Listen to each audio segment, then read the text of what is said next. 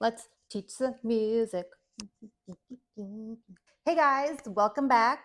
Thanks for being here with me. On today's lesson, we're going to talk all about how to improvise using the pentatonic scales and how to play over the chord changes, but in a more general, more approachable way. So let's just get right into it. So when I'm improvising and playing over the chord changes, I'm not thinking about the notes that I'm playing as they relate to the chords in my chord progression at all. The system I've come up with for myself is to find what I like to call landmark notes that I know accent a specific chord in my progression. So either the 1 chord, the 3 chord, the 5 chord, whatever. So I'm never actually thinking about what actual specific notes I'm playing when I'm improvising at all. And this is a convenient way to go about it since the landmark notes remain the same in every key that you're playing in. So as long as you remember where they are, you can revert back to them all the time.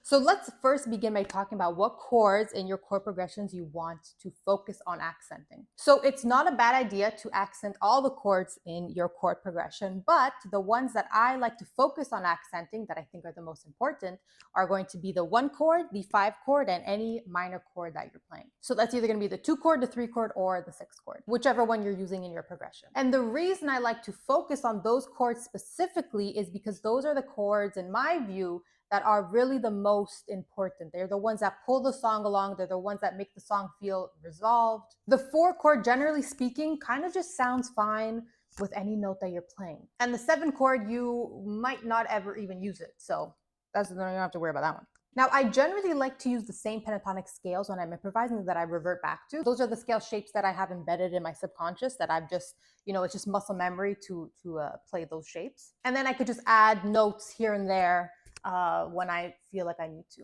But for the most part, I stick to the G shape and the E shape of the pentatonic scale. And that's the one we're going to use together today. So let's get a little closer and I'll show you exactly what I mean. All right, so let's begin with a 1, 2, 4, 5 chord progression. I'll just put a little song in the loop machine here. And I'm sorry if the sound is a little off. The mic doesn't pick up the amp very well, but we're working on it. So we're playing the key of C major. So the chords we're playing are C major,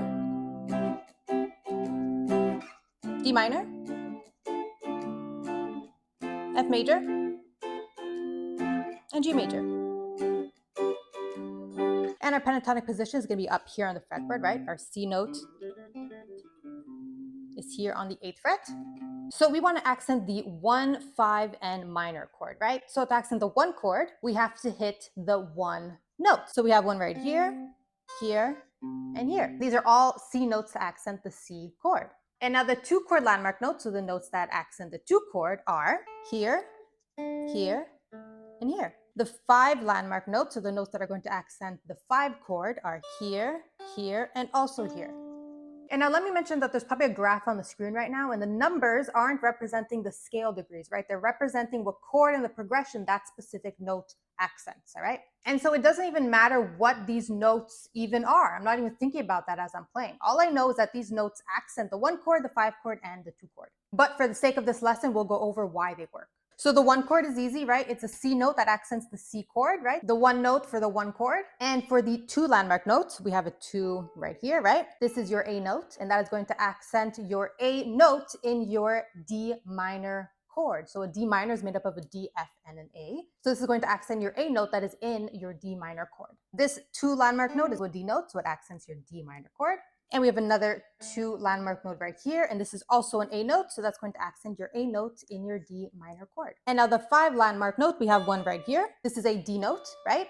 And this is going to accent the D note that is in your G major chord, which is your 5 chord, right? The G major chord is made up of a G, B, and a D note, right? So this note here, this D note, is going to accent that D note that is in the G major chord. And our 5 landmark note here is a G note, so that's going to accent the G major chord, right? G for G. And our last 5 landmark note here, so the note that is going to accent your 5 chord, this is a D note, right? So it's also going to access your D note that is in your G major chord. All right, so now we'll just play along to the chord progression and focus on landing on those landmark notes when our chords come along in our chord progression. It's your 1 chord.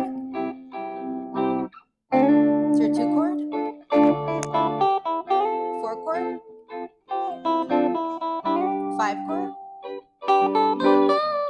1 chord.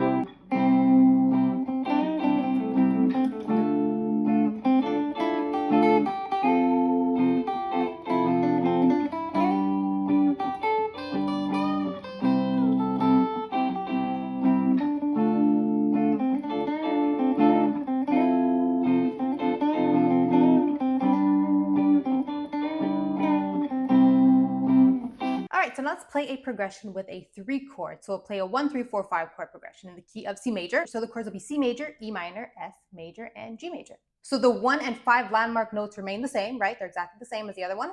And the landmark notes that accent the 3 chord are here, here, and here. And the reason those notes work with the 3 chord is because this landmark note here is an E note, so that would accent your E minor chord, right? Just E for E. This 3 chord landmark note is also an E note, so that would accent your E minor chord, E for E again. And this note over here is a G note, and that would accent the G note in the E minor chord, right? So let me get that chord progression in the loop pedal here.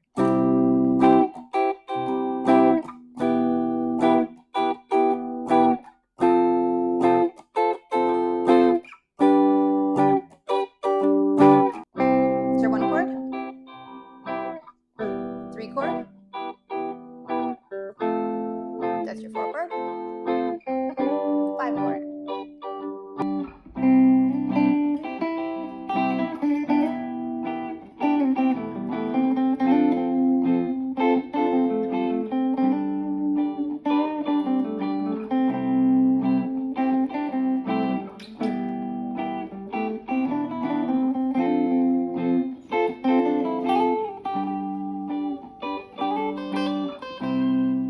So now let's play a progression with our 6 chord. So we'll play in the key of C again using a 1, 6, 4, 5 chord progression. So the chords we'll be using are C major, A minor, F major, and G major. And again, the 1 and 5 landmark notes remain exactly the same. And the 6 landmark notes, so the notes that would accent the 6 chords, are here, here, and here.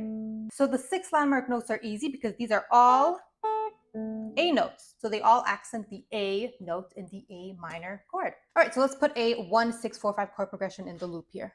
For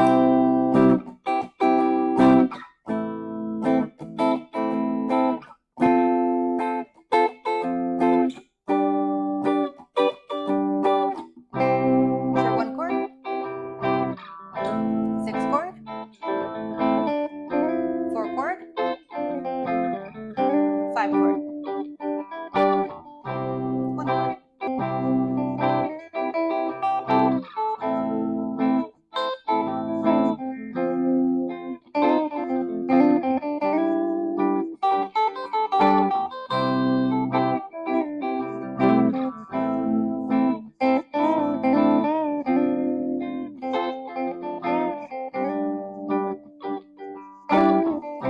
And so now all these landmark notes that we covered work exactly the same in every single key that you play. So let's quickly play a 1, 3, 4, 5 chord progression in the key of A major instead of C major, just so we could see that this system works exactly the same in any key. So instead of using the chords C major, E minor, F major, and G major, we'll be using the chords A major, C minor, D major, and E major. But the landmark notes are going to stay in their exact same positions. And that's the beauty of this system. You don't have to remember what actual notes you're playing, but instead the areas of the scale shapes that you know accent specific chords.